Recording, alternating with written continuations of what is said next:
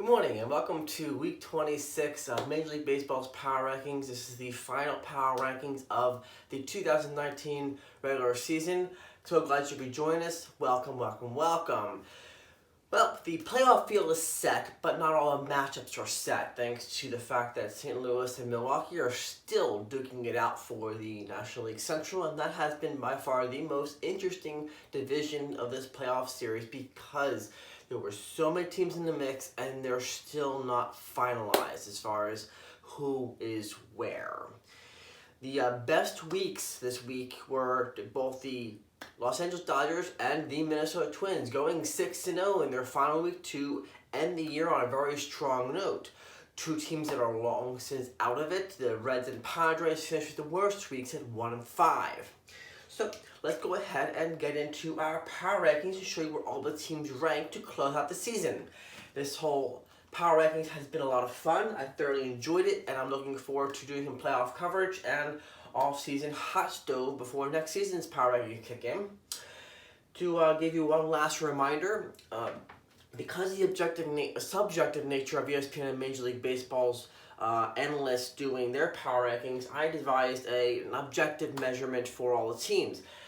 This does come with some flaws. Nothing is perfect, but this seemed like a logically good idea at the time, where you give 3 points for 9-inning win, 0 points for 9-inning loss, and if you couldn't close it out, then you lost one of your points. And if you were able to push a team to overtime, you took one of their points. So the 3 points you would get for a 9-inning win were split among the two teams in extra innings, where the winner got 2 and the loser got 1. Where this helps is that those losses a team took give them a point of salvation going into the next game, because they didn't walk away with nothing.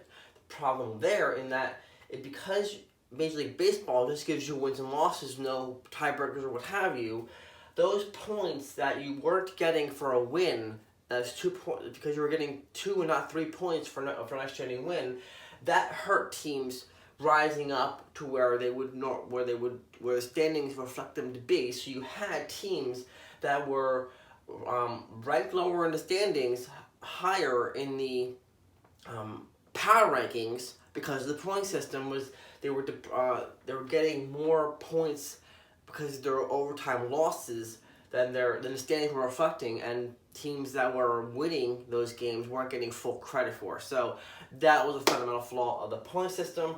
I acknowledge that, I own that, and I will take a look at how well, if there is a better way of doing this for next season. But in the meantime, it does make things very interesting. It also gives you a much better perspective on the overall power of a team, because if you're looking apples to apples, you have teams that are very, very close in record, and you want to know, well, who's really better? Well, if a team has had a lot more success in closing out extra inning games, or say closing out 9-inning wins, then I would say that they have shown that that ability to close out team matters when it comes to the postseason, because if you're up 2-1 in a division series, or you're up 3-2, you want to close that team out and move on to the next series. This power rankings definitely demonstrates that, because it shows if you're higher in the power rankings because you were able to close out those 9-inning wins, that also means you have a greater propensity for closing out a series, which is fundamentally far more important to a fan. So let's go ahead and get into things here. Detroit comes in number 30. They have been there most of the season, if not the whole season. They haven't been there the whole season, but most of the season. And I'm sure they are just very happy to see this season be over. Same thing as the Baltimore Orioles. The Orioles have a long way to go in their rebuilding, but hopefully the next couple of years they'll turn things around, bring in the right people. They did have a nice showing, taking out Boston in the last 2 games to end on a high note. Yes, the season finale is today, but the final series, they definitely won that. Coming in number 28, the Miami Marlins. Management says they know what they're doing, and going 2-2 against the Mets and 0-2 against the Philadelphia Phillies, not the strongest way to end the season, but we'll see what next year brings for the Miami Marlins. The Kansas City Royals finished 1-4, one of the worst records, 1-1 against Atlanta, 0-2 against Minnesota. they are just happy to see the season end. Look forward to next season, fresh new start, see if they can bring a new talent, much like Detroit. Coming in number 26, the Toronto Blue Jays, the team of Hall of Famer sons. Now this team shows a lot of promise going forward. They had flashes of brilliance throughout the season. It just never manifested much throughout when you're going up against the best of the best. They need to get their feet wet. They need to get some experience behind themselves, and Bo Bichette has shown a great deal of promise for Toronto. We'll see what happens next year. Either way, this team has a lot of rising stars. Coming in number 25, the Seattle Mariners. Had one of the worst records, being 1-5. They went 0-2 against Houston. They went 1-2 against Oakland. This team that had the opportunity to play spoiler, and they just didn't have the manpower or the resources to get it done. Coming in number 24, the Colorado Rockies went 3-3 this year. This week, going 1-2 against San Francisco and 2-0 against Milwaukee. So they got a chance to close out the season on a high note, regardless of what happens today in the season finale. They won the series. Congratulations. It doesn't mean much in the grand scheme of things, but at least it ends the season on a relatively high note there, and gives them something to look forward to going into next season. And there's probably going to be a lot of changes in the roster there. I've heard a lot of rumors about players who have contracts expiring or near expiring. You never know what's going to happen, but so far, what has turned out to be a disappointing season is now over, and they get to look forward to next year and whatever their team looks like at that point. My favorite lovable losers of the season, the Pittsburgh Pirates, finishing number 23. Pirates got to finish on a high note in the sense that they played spoiler and helped drill that final nail in the coffin against the Toronto Cubs, sweeping them 3-0. And while their Toronto season was pretty much over when they lost to St. Louis, they were hand in hand in the final elimination of the Cubs. And Cubs have a lot of work to do over the season based upon how their season just fell off the face of the earth. But I digress. The Pittsburgh Pirates went 1-1 against Cincinnati and have a chance to close the season on a high note to win the series against Cincinnati, and look forward to see what they can bring to the table next year. Are they going to bring the kind of talent that's going to help them be contenders? Remains to be seen. But in the meantime, they finish off 23. Coming in number 22, the San Diego Padres has shown that despite their acquisitions the last couple of years, they still have a long way to go. I wish them best of luck. They finished this week 1-5, one of the worst in the league. After getting swept by the Dodgers at home and then going on the road and losing to Arizona. This is a team that I don't see a lot of will to finish on a high note here, but we'll see what happens in the season finale. Maybe they'll surprise in the last game. Coming in number 21, the Chicago White Sox finished the week of 3-3, taking 2 out of 3 from Cleveland, which definitely sealed the deal for Cleveland as far as playoff hopes were concerned. So way to go! Good job playing spoiler there. They went 1-1 against Detroit, and next they get to see if they can retool during the offseason to bring in some talent that's going to help them be contenders next year. Coming in number 20, the San Francisco Giants went 3-3. They took 2 out of 3 from Colorado, and on a somewhat high note, a bittersweet one as it may be, because they finished the season finale getting swept the first 2 games against LA. They held Bumgarner, and they still have some aging veterans, so we'll see if they can turn that around next year.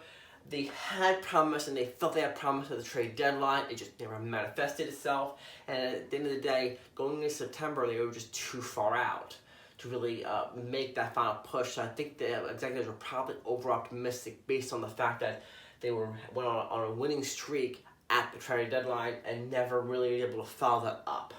Coming in at number 19, the Los Angeles Angels of Anaheim went 2-4 this year, this final week, splitting against Oakland, failing to play spoiler there, dropping their first 2 out of 3 against Houston. Again, like I think it was Seattle, they had the opportunity to play spoiler, they just didn't have the resources. Pujols was aging, he's probably going to retire into his contract, Trout is out and injured, and they just don't have the power to play an effective spoiler despite the opportunity to do so. Coming in at number 18, the Cincinnati Reds went 1-5 this week. A lot of teams had some rough weeks, man. Rough weeks. Cincinnati is down 1 this week, going after getting swept by Milwaukee and splitting against Pittsburgh. They're a team that are just kind of looking forward to the end to the offseason and see what the spring brings them. Coming in at number 17, you've got the Texas Rangers that after getting pummeled on Friday, come back and play strong ball against New York. They have flashes of talent. They have the ability to. They just are so wildly inconsistent, and their pitching really isn't doing them any favors. After going 1-2 against Boston and 1-1 against New York, they just were $1 short a day late this year. Coming in at number 16, the Philadelphia Phillies. For a team that was so stacked with so much talent, they were never quite able to put it together. And even though I gave them an outside chance of making it being in September, they never took advantage of it and they ended up going 2-6. That getting a 5-game sweep at the hand of the Washington Nationals really, really hurt. Fortunately, they were able to, and on a high note, taking advantage of 2 games against Miami, with whom has plagued them throughout the season. Coming in number 15, the Boston Red Sox went 3-4 this week, going 2-1 against Texas and 0-2 against Baltimore. Those 2 losses to Baltimore sting like you wouldn't believe, because it's like the guys just gave up on the year. Like, okay, our season's lost. We lost our general manager.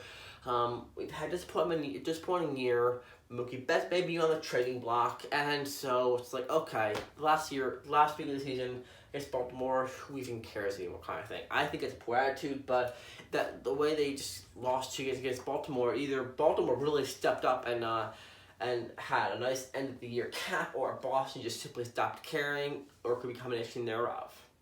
Coming in number 14, the Arizona Diamondbacks finished the week pretty decent. They went 4-2. Going 2-1 against St. Louis, had a nice little spoiler opportunity for them, and actually caused a little bit of headache for St. Louis because now they haven't officially won the division yet. And they're the only team, wild cards included, that haven't closed out their spot yet. They're letting they did a phenomenal job playing spoiler, because I can't do a playoff full picture yet, because I'm still waiting for the St. Louis and Milwaukee thing to get settled. So way to go, Arizona. Thanks for keeping everybody on the edge of their seat there. But they did finish strong, going 2-0 against San Diego, and who knows what happens next year. They really had a shot there towards the end and just didn't have enough to get over the hump there. Coming in number 13, the Chicago Cubs. Wow, what can I say but quite the disappointment to Cub fans.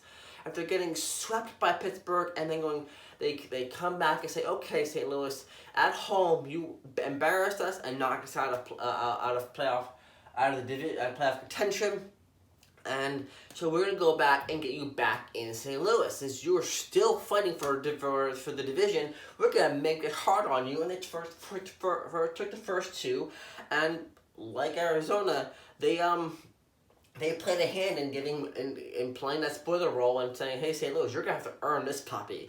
We're going to try our best to help Milwaukee take this from you and stick you into that wild card game where anything can happen.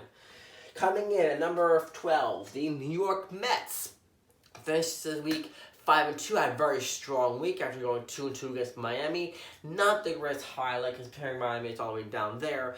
Same time, their season is winding down now, since they just... they have a lot of potential, and they never able to turn it in. Whether it was playing, there's always an element of the game which wasn't clicking at the right time. They didn't have a full piece of the picture there. Whether their pitching was dominant, there's some other element of the game where their defense or the hitting wasn't showing up. It was very inconsistent for the Mets, which showed in their inability to go into a playoff run there. They do, however, have finished strong note, taking the first 2 games from Atlanta, albeit the games didn't mean anything to Atlanta because they already had their number 2 seed locked in. It was still nice for the Mets to end on a high note there. So, now that we've gotten through all the teams that are playoff eliminated, we will not see in October, and what's interesting here is that we have 11 spots here left, and there are 10 playoff teams. Reason being is because we have a team that did not make the playoffs in the top 10. Surprise, surprise. We saw that last week. And this goes to show you the strength of the reasonable accuracy of the math behind the power rankings here, because I suspected when the season started that the entire playoff field would be a top 10 with maybe an outlier or two, and that's exactly what we have. So, coming in at number 11, the St. Louis Cardinals, with whom, after having an absolutely brutal week, dropping 2 out of 3 to Arizona, dropping 2 to the Chicago Cubs, had a hard week, and that leaves their playoff position very much in question. For a team 1 game up on Milwaukee, they win today, they get the division. They lose and Milwaukee wins, you get a 1-game playoff on Monday for the division. Wow. Those Arizona and Chicago did a phenomenal job in playing spoiler, and they really put St. Louis in quite the bind. Having said that, that also shows that of the playoff teams, St. Louis is ranked the lowest. And honestly, it doesn't surprise me too terribly much, because you've had teams in the wild card just fighting their butts off just to get into the playoffs. They're coming in hot. Plus, your division leaders outside of St. Louis, who is currently division leader, you've got LA, you've got Atlanta, you've got Minnesota, Houston, and New York. None of them leave any shred of how strong they are. St. Louis leaves question. So that's where they rank number 11 as the lowest ranking playoff contender. Getting into the top 10, the Milwaukee Brewers. Now, because it makes sense the fact they would be number 10 here, because these two are in contest here for the division. They're still duking it out there. They are 1 game behind, and based upon the power rankings, they are the same number of points, but they have a better record on run differential this week. Therefore, it would not surprise me to see Milwaukee come through and pull something off to tie the Cardinals, and then take them in a 1-game playoff, and then go on to and then have to travel to Atlanta for the division series.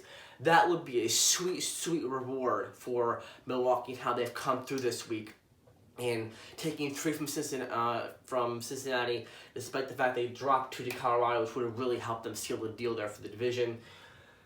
They're a team very much in the conversation. They're all at this point, because they are a game out with 1 to go. They are on the outside looking in there. Coming at number 9, the Washington Nationals.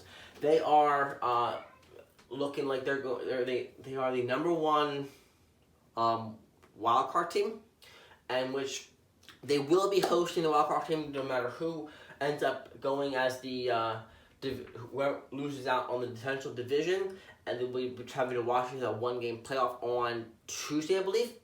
And I'm looking forward to giving you a breakdown as to whom I think stands better. Can't do that yet because we don't know who they're playing, and both Milwaukee and St. Louis have different strengths and weaknesses, and how they stack up against Washington. Coming in number 8, the team that had promised to catch the Minnesota Twins. Twins fans, you were absolutely correct. The Twins fans rode that easier schedule. They had more power, and even though I felt that on paper that the Twins had more depth, they weren't able to manifest that depth and actually help them win games. They went 2-4 this week, dropping 2 out of 3 to Chicago and dropping the first 2 against Washington, and they just came up a dollar short as far as enough depth to even make the playoffs. So they are the outlier in the power rankings here, where according to the point system, they qualify for the 8th spot here, but they're not even in the playoffs. They sink into the abyss going into the offseason. We'll see what they can do next year. Leaves a lot of questions as to whether they're going to keep a lot of teams who are coming into free agency, and the people who are on the end of their contract, what they're going to do with those players, because they have not been the same team since they lost Game 7 to the Cubs in the World Series. We'll see what they do to turn things around. Coming in at number 6, the Atlanta Braves will be hosting the division series starting on Thursday, and they have a great deal of promise. I don't know if they have enough to ride it all the way to the World Series. I will break down the metrics and give you my predictions in a future video, But for the purposes of power rankings, they finished the year very strong, and they were one of the surprise teams to take the division and maintain a stronghold over that. They did go 1-4 this week, going 1-1 Kansas City and 0-2 against New York Mets, but this was very much tune-up for Atlanta, preparing for the division series. Everything was locked in. They weren't going to go up or down no matter what happened this week. So it's an opportunity to rest players, sub players in, and get a final screener for the players to prepare for the division series, because fundamentally it's much more important to win against the division series against either Milwaukee or St. Louis, depending on who wins the Central, than it is to win against Kansas City or New York at this point in the end of the year. Coming in at number 6, the Tampa Bay Rays have locked in that second wild card and will be traveling to Oakland for the wild card one-game playoff on Wednesday. That should be very interesting, because this is a team that has capitalized on those road games, and they both, Oakland and Tampa, have strengths and weaknesses that are arguably glaring. I say arguably because I see them as more evident than maybe the numbers show, or maybe fans want to believe, but those are just my opinions on that. From an objective standpoint, they finished the season as, I believe, not the highest ranking wildcard team. You haven't seen Oakland yet, but they have definitely used their strengths with their bullpen to their advantage to finish the season at number 6. Not in the top 5, but for a wildcard team, not too shabby. For a wildcard team, the Oakland Athletics have definitely made an impressive run in the second half of the team. Billy Beane has very much a second half team. For a team that the first half of the year was still trying to find identity, they have flourished and run with it. Now they are, and with their acquisitions of Bailey and I can't think of their name, they have really shored up their rotation and become quite a threat, and have proven it by landing in the 5th spot of all of Major League Baseball to close out the year.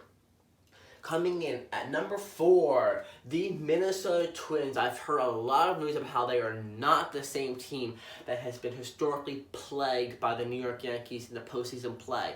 That is true. They are not the same team.